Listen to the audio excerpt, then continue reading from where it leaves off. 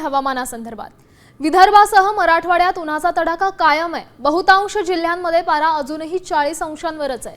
गेल्या आठवड्याच्या तुलनेत कमाल तापमानात काहीशी घट झाली आहे, तरी असह्य उकाड्यामुळे नागरिक आता त्रस्त झालेत। विदर्भातील सगळ्याच जिल्ह्यांमध्ये तापमानाने 40शी पार केली आहे। एकीकडे ही तीव्र उष्णतेची लाट कायम आहे आणि असं असतानाच आता दुसरीकडे राज्यातील काही भागांमध्ये वादळी पावसाची शक्यता हवामान खात्याने वर्तवलेली आहे।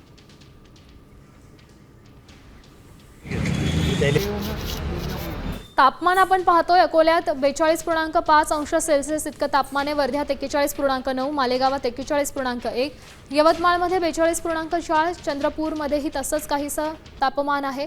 जळगावमध्ये 41, सोलापूर 40.8 अंश सेल्सिअस, परभणीत 40.5, नागपूर 40.8, वाशिम 40.4 आणि बीडमध्ये 40.3 अंश सेल्सिअस इतक्या तापमानाची नोंद झाली आहे।